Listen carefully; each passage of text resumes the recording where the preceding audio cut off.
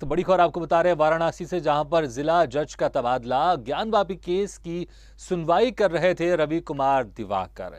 जज रवि कुमार का वाराणसी से बरेली ट्रांसफर, तबादले का ज्ञानवापी केस से नहीं है संबंध। इलाहाबाद हाई कोर्ट ने 1-1 सिविल जजों का किया है ट्रांसफर। बड़ी खबर वाराणसी से।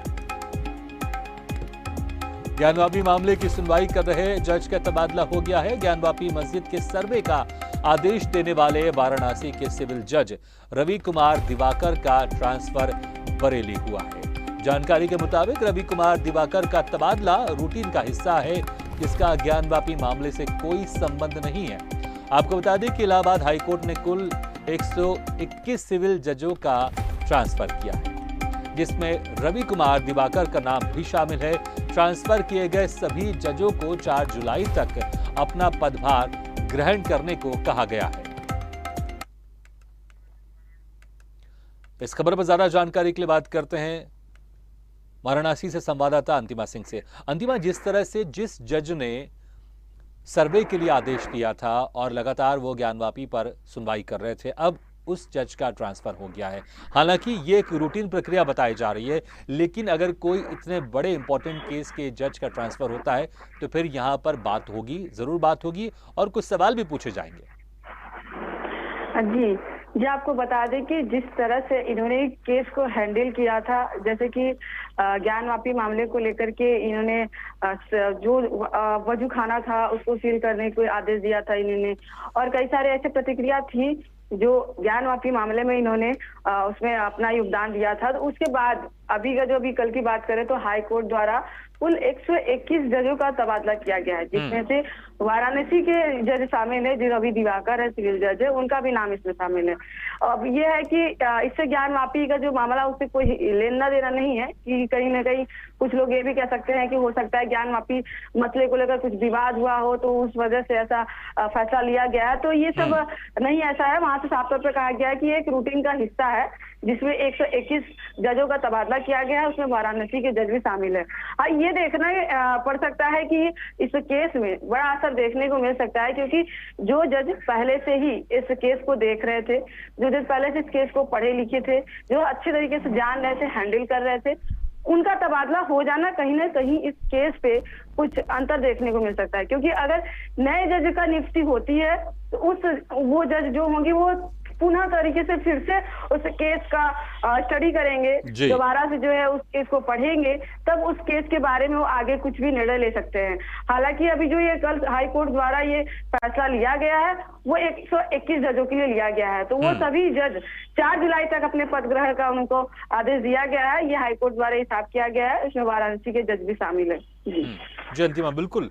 लेकिन जैसा कि रूटीन प्रक्रिया की बात की जा रही है, रूटीन प्रक्रिया है, इसमें कोई शक नहीं है, बिल्कुल रूटीन प्रक्रिया होगी। लेकिन जैसा मैंने पहले कहा, अगर कोई बड़ा केस अगर वो जज देख रहा होता है तो फिर बात ज़रूर होती है। इसलिए हम मीडिया पर भी इस तरह की बातें करें और तमाम मीडिया पर इस तरह की बातें भी हो रहेंगी।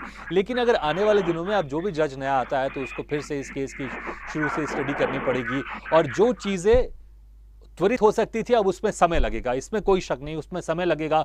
हो सकता है डेट और आगे बढ़ जाए, लेकिन अगर आगे जाके कोई किसी तरह का फैसला आता है और फैसला जिसके भी पक्ष में आएगा, दूसरा पक्ष यही बोलेगा कि देखिए जानबूझकर जज का ट्रांसफर किया गया था।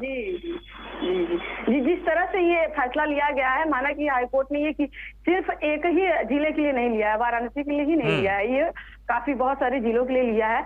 यहाँ कहीं मतभेद या कहीं आपसी भावनाओं को लेकर के नहीं कि हाँ हम उनका पक्षकार करते हैं कि ये जज को हटा दिया गया है। ये लोगों का कहना हो सकता है कि जब 4 जुलाई के बाद 4 जुलाई को इस केस की सुनवाई होगी, उस वक्त जैसा भी फैसला आएगा, जिस तरीके से भी फैसला आएगा, जिसके पक्ष में भी आएगा, लोगों का कहना मान सकते हैं कि वो ये कह सकते हैं कि हाँ जानबूझ के ऐसा किया जा रहा है ताकि ये फैसला इनके हक में आए, चाहे हिंदू के हक में आए चाहे मुस्लिम के हक में आए।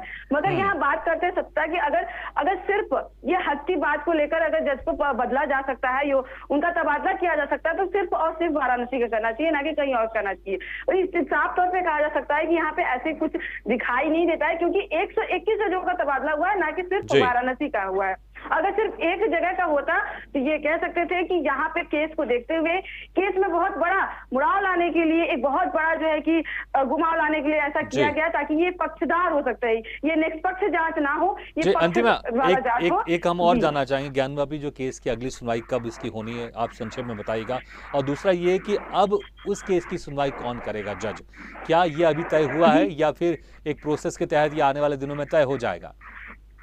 जी, अभी आपको ये पहले बता दें कि जो आप बोले हैं कि कौन से जज इसकी सुनवाई करेंगे, सबसे पहले बात ये कल हाई कोर्ट द्वारा ये आदेश दिया गया जो तबादले का, उसके बाद अभी ऐसा कोई निर्णय नहीं निकल के आया है कि इस जो ये केस है इस पे कौन सुनवाई करने वाला है, कौन से जज इस पे निर्णय लेंगे, इसका अभी नहीं आया है कि कौन जज आएंगे, क्योंकि अभी कुछ दिन में हो सकता है कि 2 दिन में ऐसा निर्णय आ जाए, नए जज को नियुक्त कर दिया जाए। फिलहाल ऐसी कोई भी आपको अभी नहीं सूचना मिली है कि कोई जज नियुक्त किया गया। दूसरी बात ये आपने पूछा कि कब इस मामले की सुनवाई होने वाली है, तो जिस तरह से बताया जा रहा है पहले से ये केस चला आ रहा है, बहुत पुराना केस है, अब तारीख पे तारीख दी जा रही थी, उसको लेकर अब पुनः से 1 महीने के लिए टाल दिया गया, जैसे कि 4 जुलाई को, इसके पहले जो हुआ था उसके बाद अब 4 जुलाई को इस केस की सुनवाई होने वाली है। जी, अब बिल्कुल देखना यह है कि बिल्कुल 4 अंतिमा, जुलाई तो के अब पहले 4 जुलाई को इस केस की सुनवाई होगी और जो सुनवाई जज कर रहे थे उनका तबादला हो गया। अब देखना होगा कि अब इस केस की सुनवाई कौन से जज करते हैं और फिर क्या पहली तारीख को सुनवाई होती है कि जो 4 जुलाई को तारीख दी गई है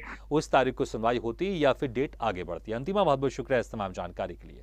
लेकिन मीडिया के जरिए ये भी बताना चाहते हैं कि जो जज का ट्रांसफर हुआ है वो एक रूटीन प्रक्रिया है। इनके साथ टोटल मिला के 121 जजों का ट्रांसफर किया गया है, जो कि एक रूटीन प्रक्रिया के तहत आता है।